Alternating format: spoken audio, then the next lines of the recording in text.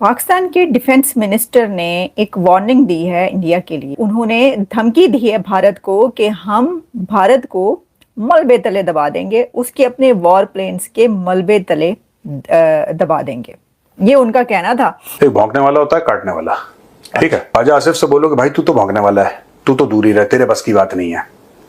ये अपने खुद के आर्मी चीफ के जूते पॉलिश करता है, ये धमकियां देगा। जो बंदा जिसकी इतनी औकात नहीं है कि आर्मी चीफ जो कि टेक्निकली इससे नीचे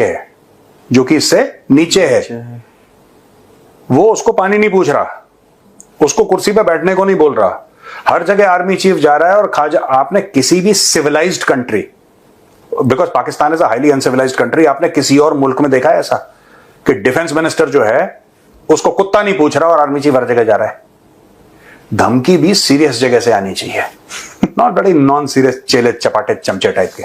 अब ये स्टार्ट ये हुआ है कि एक तरफ से जो है वो खबर आती है और दूसरी तरफ से फिर उसको जो है उस धमकी का जवाब दिया जाता है। जो भी होता है ना, वो जिसने भी जवाब देना होता है, वो क्रिकेट में जवाब देना हो, क्रिकेट के कैप्टन ने जवाब देना हो, या फौज ने जवाब देना हो, या मिनिस्टर ने जवाब देना, वो आफ्टर 2 डेज इंडिया के आता है वो जवाब। 2 दिन पहले भी तो आप कर सकते हैं, लेकिन 2 दिन के बाद जाग आती है। अच्छा, मैं बड़ी हैरान हुई कि पहले तो ये कह रहे थे कि भाई दिल्ली को निशाना बनाया जाएगा, अडानी को निशाना बनाया जाएगा, अंबानी को निशाना बनाया जाएगा, अंबानी को टारगेट किया जाएगा, दिल्ली को टारगेट किया जाएगा। अब आप कह रहे हैं दूर दराज, तो दिल्ली से जो है वो दूर दराज क्यों चले गए भाई, इतनी दूर क्यों चले गए?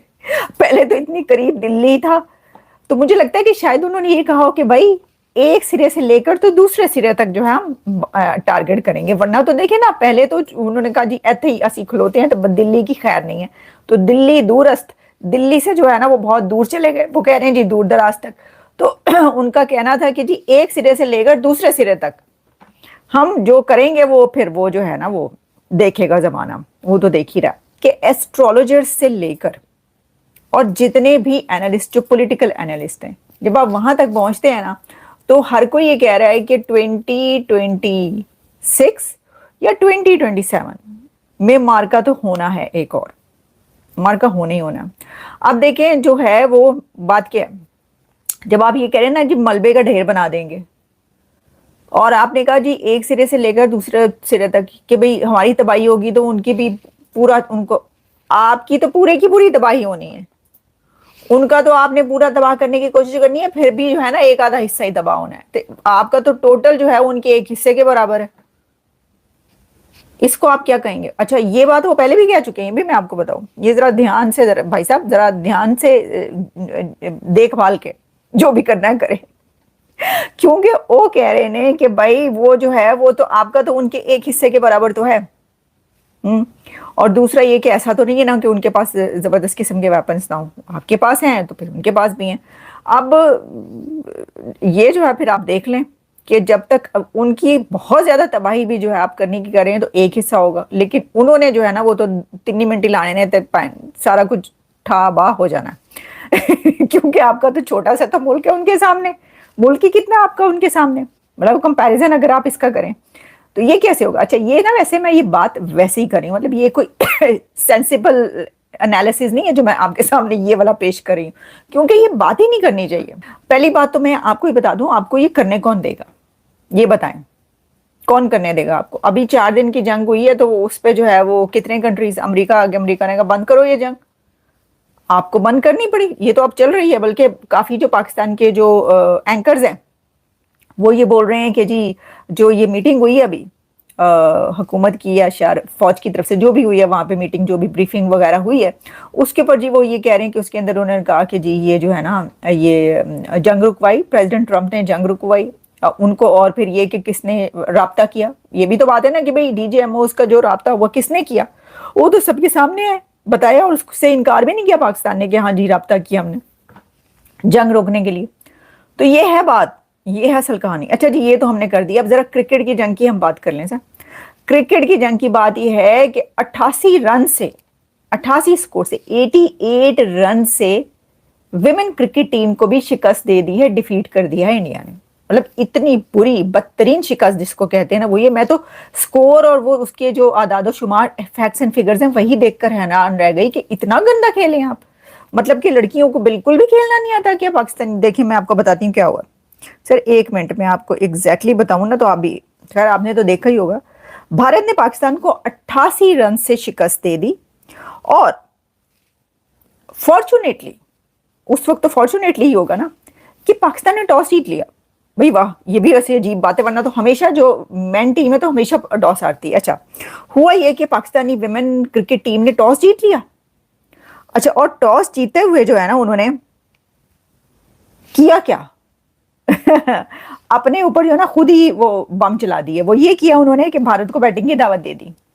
भाई आपको नहीं पता कि उनकी बैटिंग, आपने उनके लड़कों की बैटिंग नहीं देखी? जो लड़कियों ने जो है लड़कियों को दावत दे दी, आओ जी बैटिंग करो। फिर वो आई ने, वो उनकी लड़की आई है तो उन्होंने धड़ा धड़ चौके छक्के, उन्होंने 10 विकेट्स के नुकसान पर 247 रन बनाए। Can you imagine, 247 run.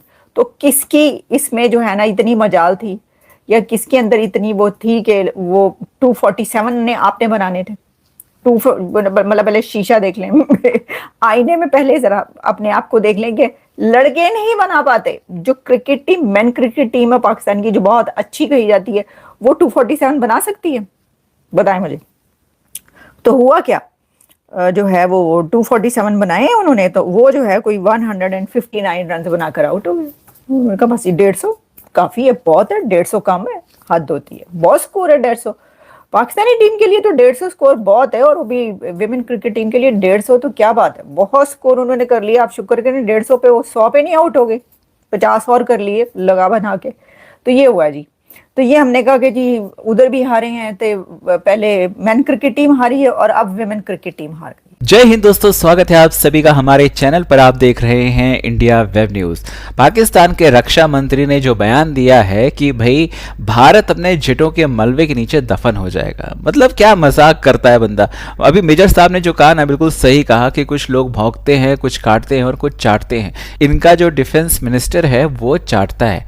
जाहिर सी बात है, आलिया शाह ने भी यही कहा कि जो इनका आर्मी चीफ है वो हर जगह जाता। भी आपने देखा अमेरिका पहुंच गया और डोनाल्ड ट्रंप से मिला, और जिसको जाना चाहिए था, डिफेंस मिनिस्टर को कई बार जाना चाहिए विजिट के लिए, भाई ये घर में बैठा हुआ है, भौंक रहा है बैठ के, ठीक है। और भौंक क्या रहा है भाई, चाट रहा है, ये तलवे चाट रहा है आसिम मुनीर के, और कुछ नहीं कर रहा है। पाकिस्तान में बैठकर मीडिया पर ये सिर्फ शोर मचाता है। ये ऐसा इंसान है, अभी आपने पीछे देखा होगा कि जब भारत और पाकिस्तान के बीच में युद्ध चल रहा था, ऑपरेशन सिंदूर हुआ था, तब ये कह रहा था कि हमने भारत के जेट्स गिराए हैं, और सबूत कहां हैं। जब पूछा गया सबूत कहां हैं, तो कहता है सोशल मीडिया पर जाकर देख लो, वहां पे आपको मिल जाएगा। तो ये सोशल मीडिया वाला कुत्ता है जो कि सोशल मीडिया पर बैठकर भौंकता है। भाई हम ना किसी से डरते हैं ना घबराते हैं, हम दिखा सकते हैं अकल और ताकत दोनों साथ रखते हैं, समझे। और इस बार हमारे आर्मी चीफ ने भी कहा है तैयारी बना के रखो, ठुकाई पक्की है।